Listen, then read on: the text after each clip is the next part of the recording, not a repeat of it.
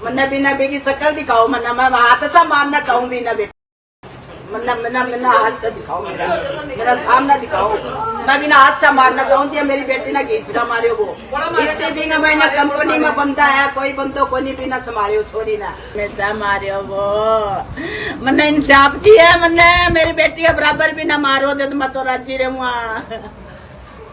मेरी बेटी ना पूरा इंसाफ मिलना चाहिए। मेरी बेटी के गुना करियो भी कोई सोचो को मेरी बेटी ना मारियो इतनी मेरी बेटी कोई न की को नहीं कहती भाभी ने कोई भी का पीछे क्यों पड़ियो। मन्ना बिना बेगी शकल दिखाओ, मन्ना मैं हाथ से मारना चाहूँ बिना बेटी, मन्ना मन्ना मन्ना हाथ से दिखाओ, मेरा सामना दिखाओ, मैं बिना हाथ से मारना चाहूँ। जी मेरी बेटी ना घीसरा मारियो वो इतने भी मैंने कंपनी में बनता है, कोई बंदो को नहीं बिना संभालियो छोरी ना मर गया सारा बंदा। मैं कंपनी में भी जा गया ना हंगामो करके आऊंगा, भी कंपनी में भी देखूंगा। मेरी छोरी ने इतनी बेरहमी समारे भी सारा इतनी बेरहमी समारे मेरी छोरी ना, मेरी छोरी भागेगा भी बचाव करे फिर भी कोई को नहीं आया बीघा सामने। बड़ी मनभागी घटना हुई है। एक कुड़ी अपना काम कर रही है और एक मुंडा आके उन्हें चाकू मार जाता है। ਇਹ ਕਹੀ ਕਿੱਥੇ ਦਾ ਮੈਨੂੰ ਤਾਂ ਸਮਝ ਨਹੀਂ ਆਉਂਦੀ ਲੋਕਾਂ ਨੂੰ ਹੋ ਕੀ ਗਿਆ ਹੈਗਾ। ਲਾਅ ਐਂਡ ਆਰਡਰ ਤਾਂ ਖਤਮ ਹੀ ਹੋ ਗਿਆ ਔਰ ਜਿੱਥੇ ਜਿਹੜੀ ਫੈਕਟਰੀ ਜਿੱਥੇ ਕੰਮ ਕਰਦੀ ਸੀ ਉਸ ਫਰਮ ਦੀ ਸਿਕਿਉਰਿਟੀ ਕਿੱਥੇ ਸੀਗੀ।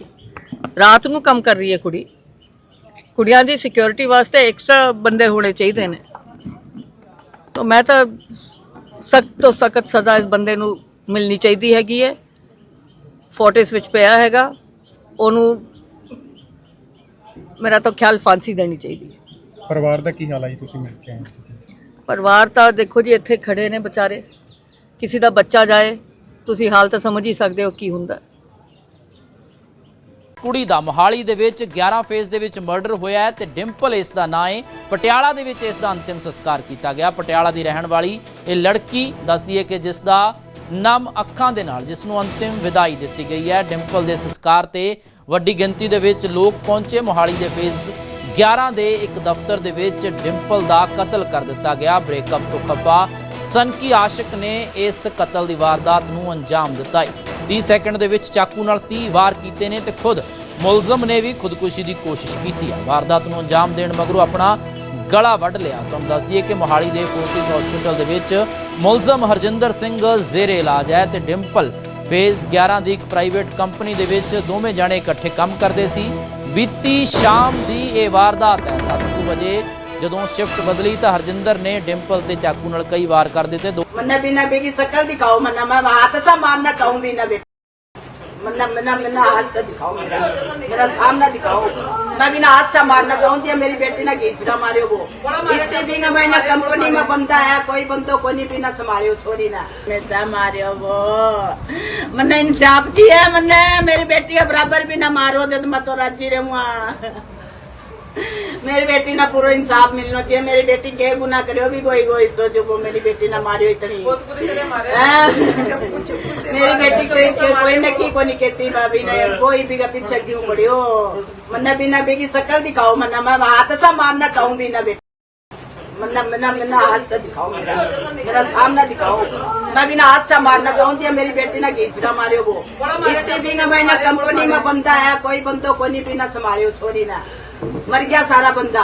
मैं कंपनी में भी जा गया ना हंगामो करके आऊंगा, भी कंपनी में भी देखूंगा। मेरी छोरी ने इतनी बेरहमी समारे भी सारा इतनी बेरहमी समारे मेरी छोरी ना, मेरी छोरी भागेगा भी बचाव करे फिर भी कोई को नहीं आया बीघा सामने। बड़ी मनभागी घटना हुई है। एक कुड़ी अपना काम कर रही है और एक मुंडा आके उन्हें चाकू मार जाता है। ਇਹ ਕਹੀ ਕਿੱਥੇ ਦਾ ਮੈਨੂੰ ਤਾਂ ਸਮਝ ਨਹੀਂ ਆਉਂਦੀ ਲੋਕਾਂ ਨੂੰ ਹੋ ਕੀ ਗਿਆ ਹੈਗਾ। ਲਾਅ ਐਂਡ ਆਰਡਰ ਤਾਂ ਖਤਮ ਹੀ ਹੋ ਗਿਆ ਔਰ ਜਿੱਥੇ ਜਿਹੜੀ ਫੈਕਟਰੀ ਜਿੱਥੇ ਕੰਮ ਕਰਦੀ ਸੀ ਉਸ ਫਰਮ ਦੀ ਸਿਕਿਉਰਿਟੀ ਕਿੱਥੇ ਸੀਗੀ।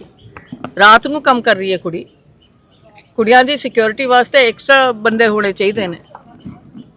ਤਾਂ ਮੈਂ ਤਾਂ ਸਖਤ ਤੋਂ ਸਖਤ ਸਜ਼ਾ ਇਸ ਬੰਦੇ ਨੂੰ ਮਿਲਣੀ ਚਾਹੀਦੀ ਹੈਗੀ ਹੈ। ਫੋਰਟਿਸ ਵਿੱਚ ਪਿਆ ਹੈਗਾ, ਉਹਨੂੰ मेरा तो ख्याल फांसी देनी चाहिए। परिवार का की हाल है तुसीं मिल के आए?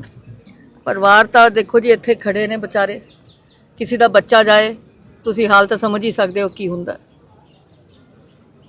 ਕੁੜੀ ਦਾ ਮੋਹਾਲੀ ਦੇ ਵਿੱਚ 11 ਫੇਜ਼ ਦੇ ਵਿੱਚ ਮਰਡਰ ਹੋਇਆ ਹੈ ਤੇ ਡਿੰਪਲ ਇਸ ਦਾ ਨਾਂ ਹੈ। ਪਟਿਆਲਾ ਦੇ ਵਿੱਚ ਇਸ ਦਾ ਅੰਤਿਮ ਸੰਸਕਾਰ ਕੀਤਾ ਗਿਆ। ਪਟਿਆਲਾ ਦੀ ਰਹਿਣ ਵਾਲੀ ਇਹ ਲੜਕੀ ਦੱਸਦੀ ਹੈ ਕਿ ਜਿਸ ਦਾ ਨਮ ਅੱਖਾਂ ਦੇ ਨਾਲ ਜਿਸ ਨੂੰ ਅੰਤਿਮ ਵਿਦਾਈ ਦਿੱਤੀ ਗਈ ਹੈ। ਡਿੰਪਲ ਦੇ ਸੰਸਕਾਰ ਤੇ ਵੱਡੀ ਗਿਣਤੀ ਦੇ ਵਿੱਚ ਲੋਕ ਪਹੁੰਚੇ। ਮੋਹਾਲੀ ਦੇ ਫੇਜ਼ 11 ਦੇ ਇੱਕ ਦਫ਼ਤਰ ਦੇ ਵਿੱਚ ਡਿੰਪਲ ਦਾ ਕਤਲ ਕਰ ਦਿੱਤਾ ਗਿਆ। ਬ੍ਰੇਕਅਪ ਤੋਂ ਖਫਾ ਸਨਕੀ ਆਸ਼ਿਕ ਨੇ ਇਸ ਕਤਲ ਦੀ ਵਾਰਦਾਤ ਨੂੰ ਅੰਜਾਮ ਦਿੱਤਾ ਹੈ।